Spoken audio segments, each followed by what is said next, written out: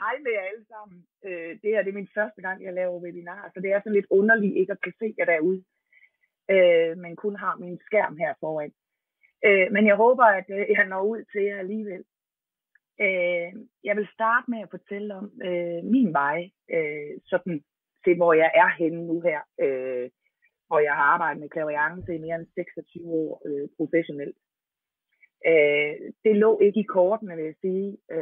Jeg er opvokset i en ikke-religiøs familie, men jeg har hele tiden snakket med Gud, eller med min guide, og hvad vi nu skal sige. Jeg har hele mit liv bedt om aftenen. Jeg har bedt om hjælp. Så hvis der var noget derude, og jeg har også modtaget hjælp rigtig mange gange. Da jeg kom op i mit voksenliv, var der nogen, der begyndte at snakke om clairvoyance og sådan, og jeg lukkede nærmest af for det, fordi jeg synes, det interesserede mig ikke på det tidspunkt. Religion interesserede mig. Men på et tidspunkt, så begyndte jeg at overveje at meditere. Og det på trods af, at jeg havde mødt forskellige mennesker, hvor jeg oplevede, at de var faktisk temmelig egoistiske. Det var noget med at meditere på bestemte tidspunkter og i 1-2 gange en time om dagen. Så det havde jeg holdt lidt afstand fra. Men så kom der så en forbi min vej, som viste mig, at man kunne meditere på rigtig mange måder, og man faktisk selv bestemmer, hvordan og hvornår man gør det. Og her er vi altså i slut 80'erne. Og siden da, der har jeg mediteret dagligt. Og det har givet mig rigtig meget i forhold til også at lære at lytte, lære det at bruge sin intuition. Det er det, vi har kaldt det her webinar.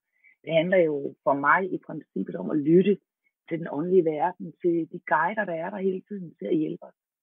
Og som kommer med input hele tiden til os.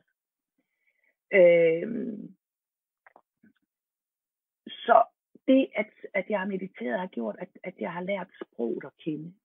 Det, at når der formidles fra den åndelige verden, så er det i form af tanker og følelser.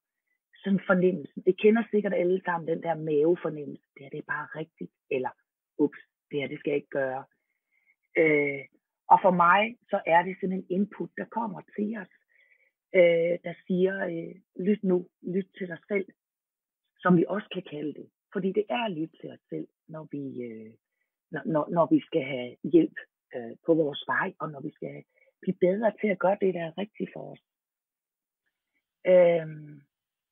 Mine meditationer har selvfølgelig gjort, at jeg er kommet langt mere til stede mig selv. Og har hjulpet mig med selvudvikling, fordi det kan man også bruge meditation til på rigtig god måde. Og når vi får renset mere og mere ud i os selv, jamen jo klarere og tydeligere kan vi høre, hvad der kommer heroppe. Og jeg har øvet mig hele mit liv på at lytte til mig selv. Og jeg har rigtig mange gange gjort ting, hvor andre har kigget, hvad skal du, hvad har du gang i? Men hvor jeg bare har følt, det var rigtigt for mig. Og de gange der er det også bare vist, ja, det var så rigtigt, alt foldede sig ud bagefter. Så det med at... Så hvis jeg må spørge, hvordan lytter du til dig selv? Hvordan får du beskederne? Jamen, når det sådan er i min dagligdag, så er det en stemme i mig, der bare sådan, det er det, du skal gøre. Og så mærker jeg efter, jeg har fået det vist meget tydeligt i min mave. Den der mavefornemmelse. Det her, det er det rigtige. Eller det her, det er forkert. Og så er det nogle gange, så vores større og mindre egoer går ind og siger, nej, jeg vil bedre. Og så gør vi noget, der måske ikke er så godt for os. Og det lærer vi så af, jeg skulle nok have lyttet på det tidspunkt. Jeg får det som en følelse, som det, der kan minde om en tanke. Og når man mediterer regelmæssigt, så lærer man også mere og mere at skelne imellem, hvad er tanken.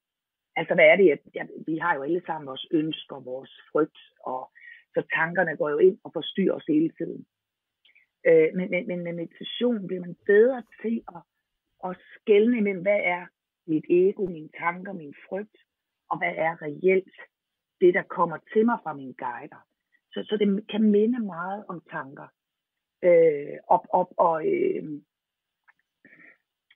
Og så den der stærke følelse af, at det bare er rigtigt. Og den kan vi nemt komme til at overhøre, fordi vi så lytter til alle andre, og det vil jeg snakke lidt mere om, når vi kommer hen til øvelsen. Det der med, hvorfor er det, at vi registrerer, hvad andre siger og gør, og mener og synes, hvordan kan vi hjælpe os selv til at skubbe det lidt til side, så vi kan lytte til os selv i stedet for, fordi alt det, vi samler op, det går altså ind og forstyrrer det med at lytte til vores egen intuition, til vores egen input, som kommer. Så det er noget med at lære at lytte. Altså man kan sige, at meditation er jeg ikke i tvivl om, at mine clairvoyante evner er blevet skærpet enormt. Er det. Altså jeg bliver opmærksom på mine clairvoyante evner, da jeg var omkring 30. Og når jeg bliver opmærksom på, så bliver jeg egentlig bare gjort opmærksom på, det var det, jeg har gjort hele mit liv. Men jeg havde i mit univers tænkt, det er det, alle andre også gør, som har alle det. Og så via min meditation har jeg skærpet det endnu mere, og selvfølgelig gennem den mulige træning og supervision, og hvad ved jeg, ikke? Så når vi så ligesom formår at lytte til den der intuition, altså det at turde være til stede i os selv, i stedet for at være ude og forholde os til, hvad andre gør og siger og mener og synes. Vi kommer hjem til os selv, så har vi mulighed for at tage imod den hjælp, der er. Man kan sige, så lytter vi til livet. Vi lytter til vores guider. Og nogle gange, og det tror jeg, der er flere af jer, der har prøvet, at så bliver guiderne meget tydelige, så er vi ikke i tvivl mere. Jeg har et rigtig godt eksempel fra en gang. Jeg kørte fra Jylland til København, og det har jeg altså gjort rigtig mange gange i mit liv. Og før motorvejen fra Vejle, der skulle man huske at dreje til højre i et bestemt kryds, fordi hvis man drejer til venstre, så kom man ind i Vejle by, og så tog det altså lige en halv time længere at komme til Sjælland. Plus man skulle nå færgen i Nyborg den gang i hvert fald. Og da jeg kommer hen til det kryds, så vi sidder 3 i bilen for at overbevise hele bilen om, at vi skal til venstre. Og bliver selvfølgelig ikke populære, da vi så lander nede i Vejle by. Men da vi kommer om til Ringvejen, der er der sket en kæmpe ulykke med rigtig mange implicerede biler. Og jeg er ikke i tvivl om, altså havde vi kørt den rigtige vej, jamen så var vi landet midt i den ulykke. Og at mine guider har stået og råbt, hallo, du skal den anden vej, for netop, at det var ikke meningen, at jeg skulle være impliceret i det uheld. Et andet meget tydeligt eksempel var, jeg har arbejdet som redaktør sideløbende med mit clairvoyancearbejde indtil 2002, tror jeg det var. Og der kunne jeg mærke, at det var jeg færdig med, og jeg ville arbejde med det her fuldtid.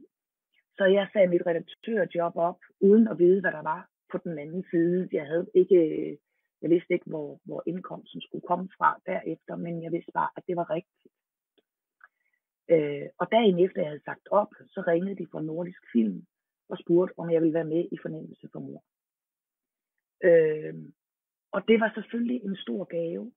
Og for mig et rigtig tydeligt tegn på, at når vi tør give slip på noget, jamen så kan vi jo åbne for, at noget andet og noget nyt kan komme til os.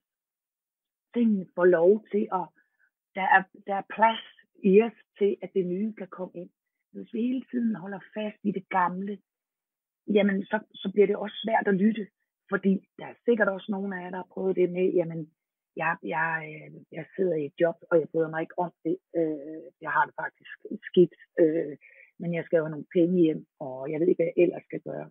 Jeg siger ikke, at vi skal nu sige jeres job op i morgen, fordi det er vigtigt, at man lytter efter, hvad der er rigtigt. Men også i andre tilfælde af ens liv. Men at vi ligesom tør at sige, okay, jeg slipper, og så ser jeg, hvad der ellers er til mig. Fordi tingene bliver vist til os. Andre eksempler på, hvordan jeg lytter til min intuition i løbet af min dag. eller i min hverdag, i mit liv. Sidste år, der havde jeg sådan, jeg skulle afsted. Jeg ville på en ferie helt for mig selv. Og jeg besluttede, inden jeg tog hjemmefra, jeg ville sige ja til alt. Og jeg vil ikke lade nogen frygt komme imellem mig og det, der skulle ske på min rejse. Så jeg bestilte en flybillet og en enkelt overnatning i Sydfrankrig, og så lejede jeg en bil. Og valgte, at nu tager jeg afsted. Jeg havde kigget efter nogle steder, jeg måske gerne ville forbi, men jeg lod mig guide, jeg lod mærket efter, hvad har jeg lyst til, hvor skal jeg hen? Og jeg har aldrig haft en rejse, hvor jeg har fået så mange gaver i mit liv. Alt åbnede sig simpelthen for mig, fordi jeg turde have tillid. Jeg havde tillid til, at der bliver passet på mig. Jeg skal nok blive ført derhen, hvor jeg gerne vil være. Et eksempel på det med at blive ført afsted, var, at jeg besluttede mig for at bestige bjerg. Og snakke med nogen om, hvor der var en sti, og det fik jeg at vide. Og inde i mit univers, der var det, at når der er en sti, så er der én sti. Og jeg er ikke så god til at finde vej ude i naturen. Så jeg tænkte, det er fint, jeg går med den sti. Da jeg så begynder at gå op ad bjerget, begynder stien at dele sig flere steder. Og jeg stod der, okay, hvilken vej skal jeg tage? Men når jeg var cirka 50-100 meter foran, og jeg så, at den delte sig, og tanken kom, okay, hvad skal jeg nu? Så kom der enten en person ned ad bjerget, af den vej jeg skulle, eller der kom en og overhalede mig og gik op. Og det skal lige siges, ud over de tidspunkter gik jeg helt alene på det bjerg. Og det skete ikke bare én gang, men det skete 5-6 gange. Et rigtig godt billede på, at når vi tør give slip, når vi ikke lader frygten styre os. Fordi jeg havde ladet frygten styre mig, for at jeg ikke kunne finde vej. Men så havde jeg vendt om og gået ned igen og tænkt, det her, det kan jeg ikke. Men jeg valgte, at det skulle jeg. Og jeg kom op på toppen og kunne finde vej ned igen også. Bare et godt eksempel på det med, når vi tør at give slip. Give slip på den der frygt, der siger, hvad så nu? Det der med, at vi tænker hele tiden frem. Og også sådan i vores hverdag, jamen hvad nu, hvis jeg gør det, så sker der nok det og det. Og tit, så er det worst case scenario, vi stiller op, når vi tænker fremadrettet. Hvis vi prøver at vende den om og sige, jamen det er det her, jeg kan mærke rigtigt, og begynde at gå derhen imod, så skal mulighederne nok vise sig, og hjælpen skal nok komme. Meget sådan en modpunkt til det, jeg fortalte om, der skete i Frankrig, var, at den sidste dag skulle jeg køre ind i den 8. største by i Frankrig. Og først, da jeg ved at komme til byen, går det op for mig, det er godt nok stort, og jeg skulle ind i centrum. Klarer jeg det, og finder jeg en parkeringsplads og alle de her ting. Det gjorde, at jeg kørte rundt i 3 kvarter i en radius af 100 meter fra mit hotel, fordi at jeg hele tiden blev lidt forkerte veje. Og til sidst måtte jeg parkere bilen og gå hen og bede om hjælp på hotellet. Og den fik jeg selvfølgelig, da jeg bad om hjælp. Receptionisten sagde, at jeg er fri om en halv time, så går jeg med dig og hjælper dig tilbage til hotellet. Og lidt senere kom hun, ved du hvad, jeg har fundet en mand, han vil gerne hente din bil for dig. Det var da jeg slap og sagde, kom over. Hvor svært kan det være? Der er masser af mennesker, der vil hjælpe os. Så det med at bede om hjælp, både det fysiske og i det åndelige, gør, at jamen, så kan tingene jo komme til os. Hvis vi bare sidder derhjemme og drømmer, eller sidder derhjemme og frygter, jamen så sker der som regel ikke så meget. Men når vi går ud af døren, gør noget, så begynder der at ske noget, og når vi tør at give slip. Jeg vil lige give et sidste godt eksempel på det med at følge sin intuition. Sidste år i juni fik jeg et input til, at jeg skulle lave englekort. Jeg gik på gaden, og så kom det til mig, at jeg skulle lave englekort. Indtil da havde jeg haft tarotkort, og de små englekort, som jeg har brugt en gang imellem. Det var mit forhold til englekort. Og så tænkte jeg, okay, jeg gik hjem og sagde, okay, så må I vise mig, hvad det er for nogle kort. Og jeg lavede 3 på 3 kvarter. Og tænkte, det ser okay ud. Og i løbet af 3 dage, der havde jeg en trykker, jeg havde en illustrator, jeg havde en distributør af mine kort. Og tingene bare flød for mig undervejs. Så de allerede 5 måneder efter jeg var begyndt at skrive på dem, der blev de udgivet her i december 17. Og der var så stor efterspørgsel efter dem, at jeg måtte bede trykkerne om at trykke så dobbelt så mange, som jeg i første omgang havde bestilt. På den måde kom livet, hvad skal vi sige, guiderne, og vise mig igen, jamen det er rigtigt det du gør, når du lytter til dig selv. For mig var det på ingen måde logisk, at jeg skulle lave englekort, men det var en fantastisk rejse og en fantastisk proces, og det er nok ikke det sidste, jeg har lavet. Men igen, jeg er åben. Lige nu kan jeg mærke, at der ligger noget og bobler, og jeg ved ikke helt, hvad det er. Men jeg åbner mig og prøver nogle forskellige ting for at se, okay, hvad er det, de siger til mig, jeg skal videre med i mit liv nu. Igen, det at turde lytte, selvom det ikke giver mening altid, det vi sådan får input om. Så at lytte til det.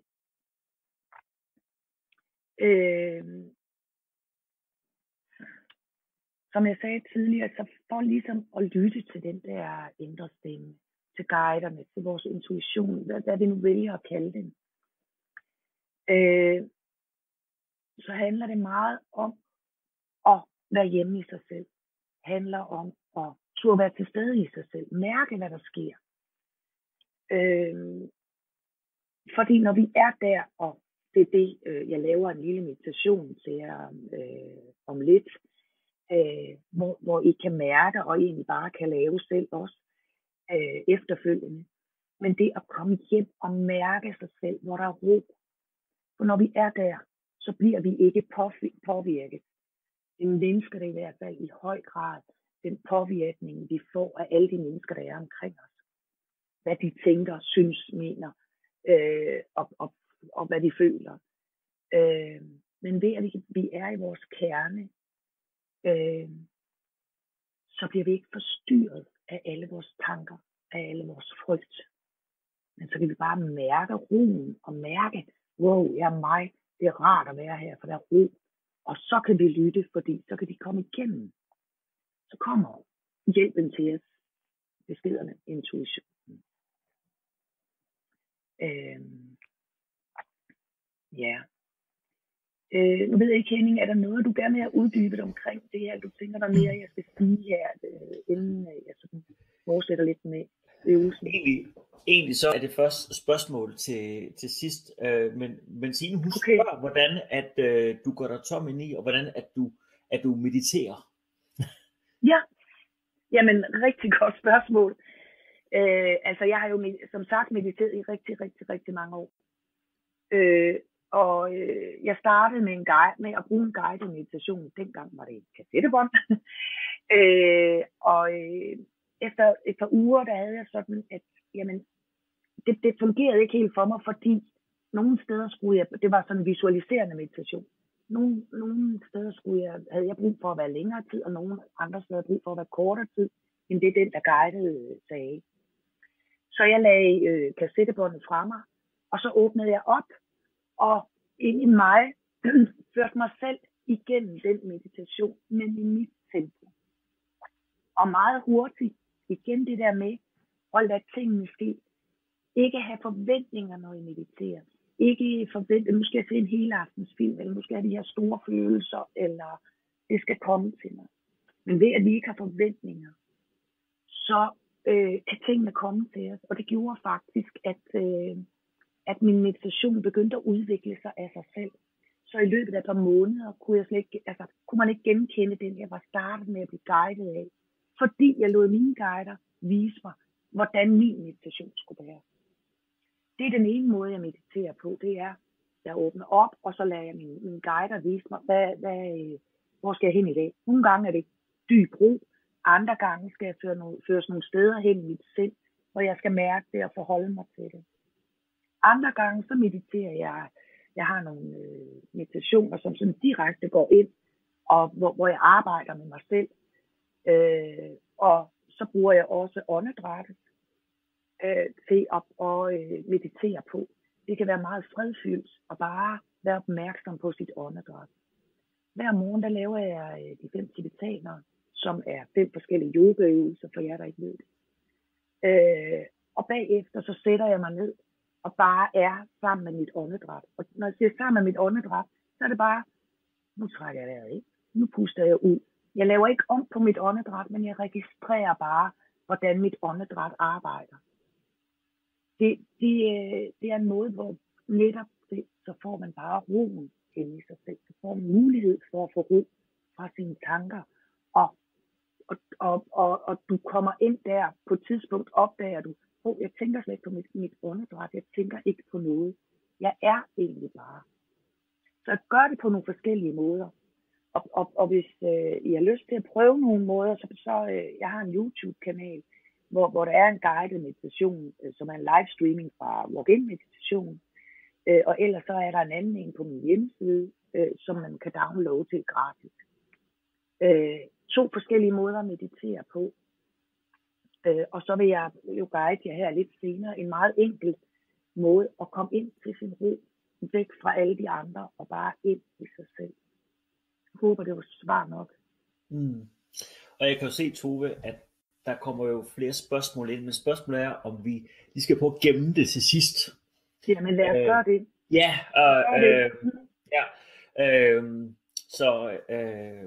det jeg tænkte før var også mere, om du tænkte, der var noget mere, jeg skulle sige noget om. Altså man kan sige, nu skal jeg jo på festivalen lave et kursus eller en workshop, hvad vi skal kalde det, hvor man kan, altså i clairvoyante evner, i clairvoyance.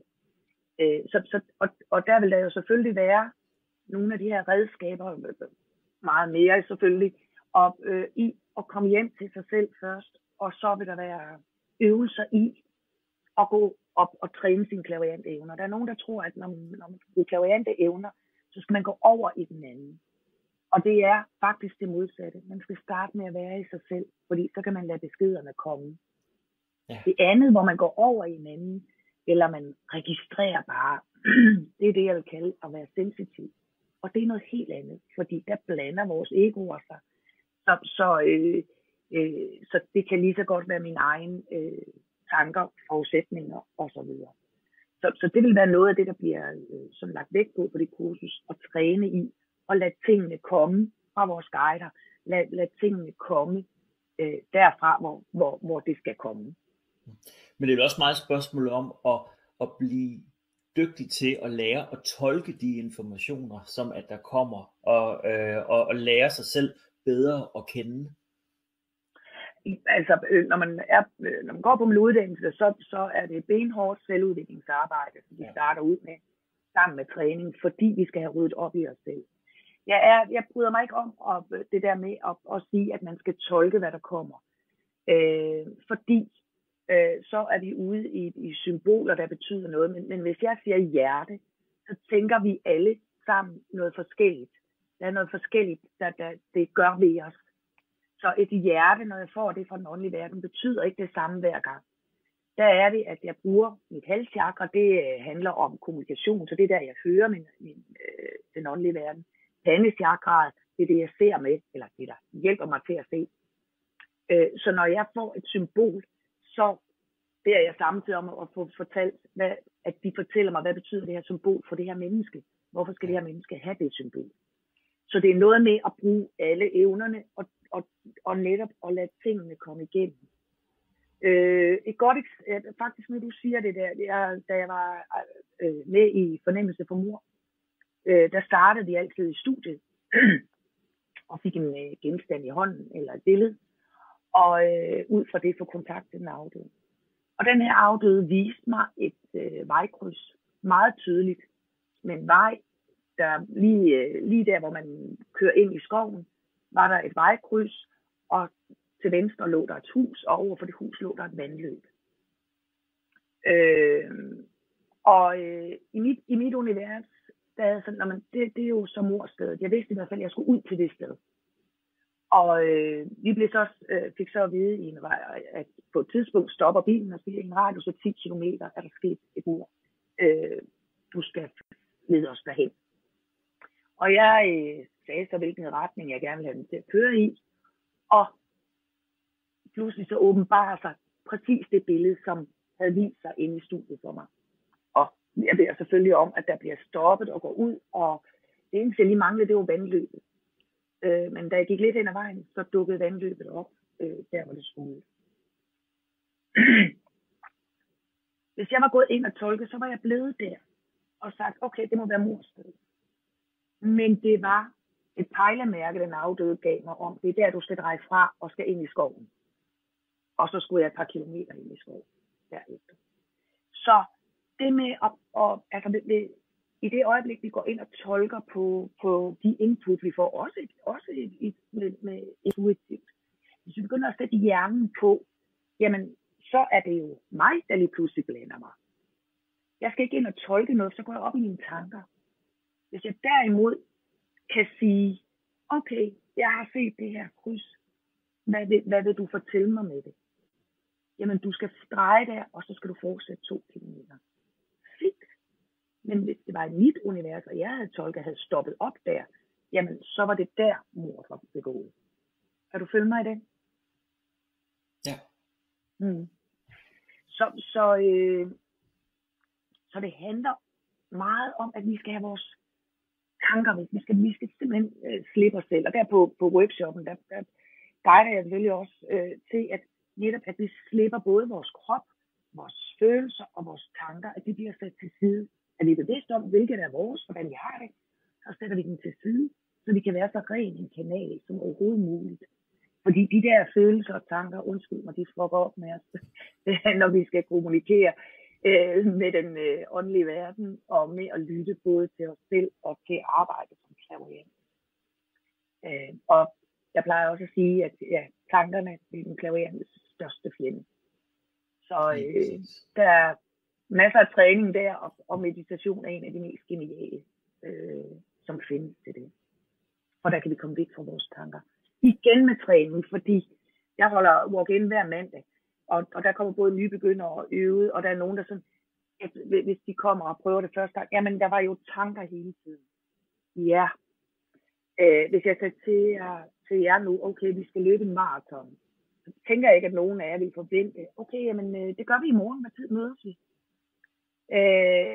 Det er 42 kilometer eller sådan noget, ikke? Der vil I vide, jamen jeg skal lige træne et halvt års tid, og så er jeg måske klar til en maraton. Og det gælder også med meditation. Vi skal træne musklen op, vi skal træne det. Nu her om lidt, når vi skal lave øvelsen der, så tankerne vil komme. Det vigtige er, at når du bliver bevidst om, at tankerne er der, så vend din opmærksomhed tilbage til det, jeg siger, eller der, hvor du var. Fordi med træning, og hvis du bliver ved med det, og så med træning, jamen så kommer tankerne i baggrund, så du kan være til stede i din meditation. Vi kan ikke slukke for vores tanker, sådan er det. Men vi kan vælge, hvor vi vil have vores bevidsthed, om det er vores tanker, eller det er inde i vores kerne. Og jeg ved godt, hvad jeg foretrækker. Det er at være inde i min kerne. Så jeg kan få lidt ro en gang imellem. Ikke?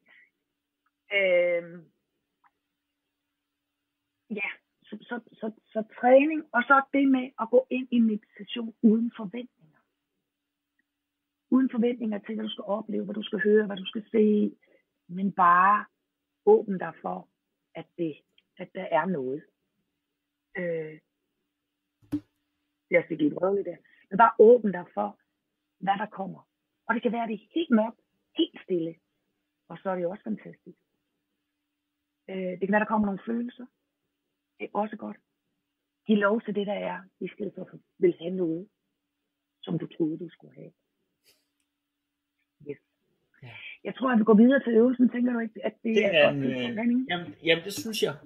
Og jeg muter lige chatten herover, men vi vender tilbage til den, og der er flere, der har stillet spørgsmål, og vi prøver at se, hvor mange at vi kan nå, altså til sidst. Ja.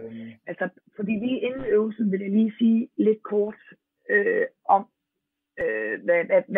hvad den går ud på, sådan på den korte måde.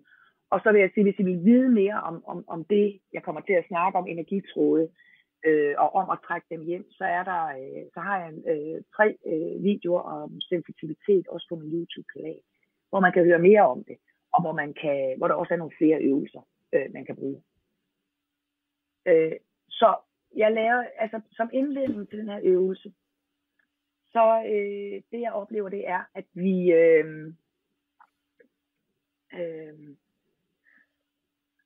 at hver gang vi har en tanke, en følelse, hver gang vi handler, hver gang vi gør noget, så sender vi en energitråd ud. Du forestiller dig, hver gang du har haft en tanke, en følelse osv., så er der røget en energitråd ud fra dig. Den energitråd ender det sted, hvor du sender din tanke eller din følelse hen. Så er det til en person, jamen så er der kommunikation i den der tråd. Ikke bevidst, men der vil være en form for kommunikation. Og hvis du forestiller dig, hvor mange tråde du sender ud bare i løbet af en dag, så forestil dig, hvor mange du har sendt ud i løbet af hele dit liv. Der bliver ved med at være kommunikation i trådene, så længe du ikke har fået afsluttet, fået afrundet den her tanke, den følelse, hvad det nu måtte være. Så forestil dig hele det der trådnet, der er omkring dig, hvor der hele tiden er kommunikation, ligesom gammelt telefonnet, hvor der hele tiden bliver talt og kommunikeret op og sendt input til dig. Nogle sker på bevidst, og langt de fleste er bare på det ubevidste plan, hvor der bare er støj, som forstyrrer dig og sætter flere tanker i gang. Den her øvelse, den handler om at få trukket de der tråde hjem, og komme hjem i din kerne. Så du må godt lige nu lige mærke efter, hvor er din kerne henne? Hvor føles det rigtigt, at jamen, det her kernen af mig er? For mig er det sådan et sted, jeg skal lige lidt længere op, hvis I skal se det, sådan et sted imellem hjertet og solar plexus. Der er min kerne. Der føler jeg, at det er mit centrum. Det er der, jeg søger hen, når jeg skal ind i min kerne og ind i min ro. Og jeg beder dig om at gøre det nu, fordi i øvelsen beder dig om at trække dig hjem i din kerne, så i stedet for at du skal tænke over, hvor er min kerne henne, så bare du, at du har bevidsthed om det nu, så er det nemmere der. Og hvis du oplever, at din kerne er over dit hoved eller ved dit hjerte, så lyt endelig til det. Det vigtigste er, at det føles rigtigt for dig, det her. Det er her, jeg føler mig hjemme i mig selv. Men Tove, jeg tror, skal vi ikke sådan lige lave en reminder til folk, at de måske skal slukke deres mobiltelefon, så det ikke bliver forstyrret, eller lukke døren indtil, få slukket ned for alle. Jeg er lige blevet forstyrret. Jeg har sådan nogle Facebook-notifikationer, der kommer op på min computer. Jeg også slå dem fra, fordi det tager opmærksomhed. Lige præcis. Man kan sige, at det er altid en god idé, når man skal meditere og lukke øjnene, fordi så har vi nemmere ved at koncentrere os. Ja, men det du fortæller, er det ikke også i høj grad omkring loven om tiltrækning, af hvad du sender ud, det er også det, der kommer tilbage med de her tråde? Det synes jeg så er en helt anden snak. Altså selvfølgelig, man kan også kalde dem karmatråde. Altså når vi sender noget ud, så kommer der noget tilbage. Energi ud, energi ind. Og igen, som jeg siger, det er bevidst, og det er ubevidst. Så jeg vil godt have, at man bliver et billede af, at jeg har ringet nogen op, der er ikke rigtig kommet svar, jeg kan ikke høre svaret, men der bliver summet derude bagved. Og det ligger altså og forstyrrer os hele tiden. Og det gør også, hvis man skal ud i et stort center, ud hvor der er mange mennesker. Træk trådene hjem. Hvis man skal til en familiefest, hvor man godt ved, der sidder onkel Harry, han tager altid min energi op, og jeg bliver træt. Træk trådene hjem. Fordi selvfølgelig betyder det ikke, at vi trækker trådene hjem og korter al forbindelse til omverdenen. Der er mange, der er bange for, som især rigtig sensitive mennesker, at hvis jeg gør det, så mærker jeg ingenting. Jo, det gør du lige præcis, for så mærker du det selv, og du mærker det, du selv føler. Det, du selv har i dig. Men du mærker ikke alle de andre. Din empati hører til et helt andet sted. Det er dit hjerte, så det lukker du heller ikke for. Så du kan sagtens være empatisk og være til stede for andre, men du går ikke ind og sætter dig ned og græder, fordi en anden en er ked af det. Men du kan i stedet være til stede for vedkommende, og være der i vedkommende sorg, eller hvad det nu er. Så det er en anden måde at mærke på. Og sensitive personer bliver nogle gange sådan, jamen hvad så nu? Og når de så har vendt sig til det, kommer de og siger, hold nu op, hvor har jeg meget fred. Det er jo bare en helt anden verden at gå rundt i og leve i. Så det er sådan et billede for mig med de her tråde, at man trækker dem hjem. Men det, der sker, det er jo egentlig, at vi med den her øvelse i vores bevidsthed siger, nu vil jeg hjem i mig selv. Jeg vil ikke ud og mærke, hvad alle andre mærker. Det vigtigste er, hvad jeg føler lige nu. Fordi så kan jeg handle ud fra det. Jeg kan sige noget ud fra, hvad jeg mærker og synes og mener. Og det betyder også, at man ikke på forkant. Man er ikke på forkant, man er ikke over i andre. Men vi kender sikkert alle sammen de der mennesker, der gerne vil hjælpe og vil så meget. Men nogle gange kommer de bare til at overskride nogle grænser. Og det handler meget om, at de ikke er hjemme i sig selv, men er over i alle os andre, og hvad kan jeg gøre for jer? I stedet for bare lige at mærke sig selv. Fordi når man mærker sig selv, så vil man også kende grænsen for personen overfor. Yes. Skal vi ikke komme i gang med øvelsen? Det synes jeg. Godt. Så vil jeg bede jer om at lukke øjnene. Og så tager du nogle gode, dybe vejrtrækninger. Så du mærker, at du trækker vejret helt ned i underlivet.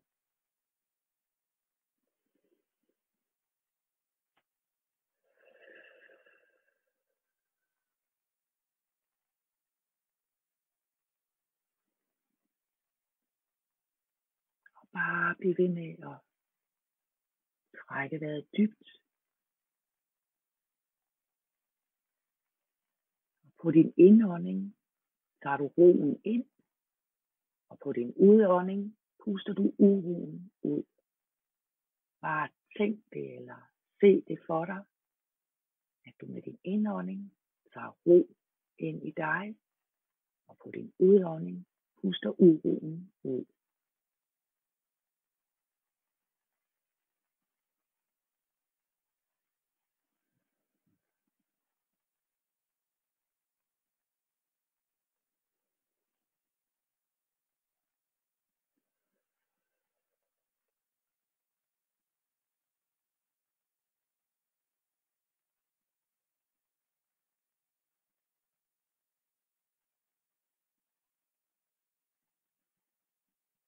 Og bliv så opmærksom på alle de tråde, der løber ud fra dig. Bare se det for dig, eller tænk det, eller fornem, hvordan en masse tråde flyder ud fra dig, ud i evigheden. Se alle dine tråde omkring dig, eller fornem dem. Fornem det store trådnet, der vibrerer rundt om dig og ud fra dig.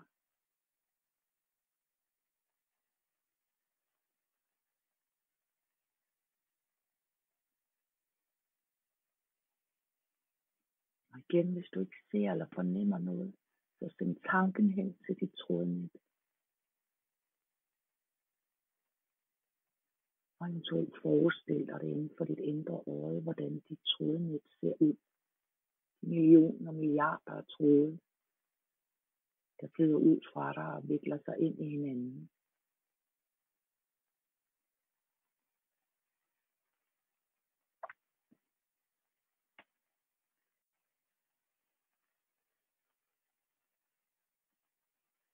Du skal nu trække trådene hjem.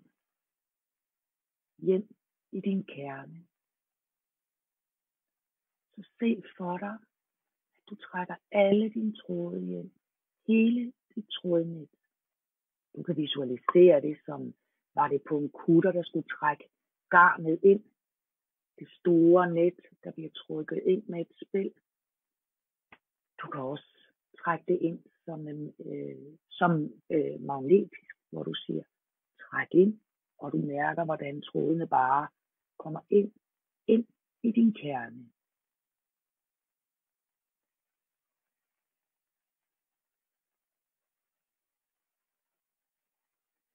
Ja, du trækker det sidste tråd ind i din kerne af lys. Så kommer du selv til stede i din kerne. Bevæg al din opmærksomhed ned i din kerne, ned i dit lys.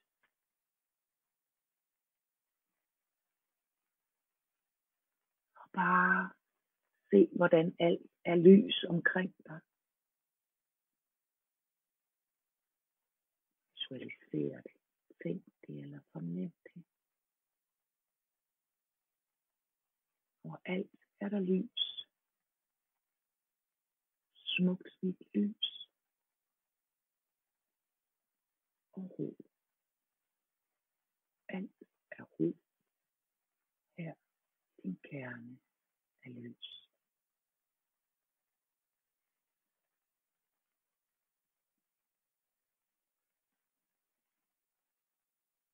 Du kan bruge din vejrtrækning til at hjælpe til at blive i roen, til at blive din kerne af lys.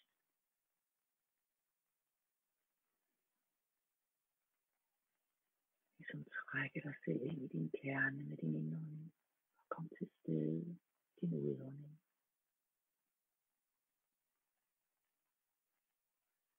Træk dig ind i din kerne med din indånding og kom til stede på din udånding. Og bare vær her, din kerne.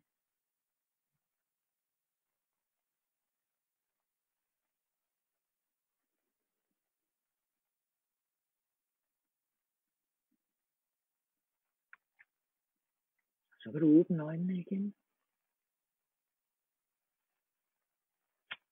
Jeg håber, du kan mærke forskel. Jeg håber, du kan mærke, at du kommer mere til stede. Du mere er i dig. Og der er mere ro i dig. Den her øvelse med træning, kan du lave den på 1 eller 2 minutter, hvor du bare visualiserer dit trådnet, trækker det hjem og kommer til stede.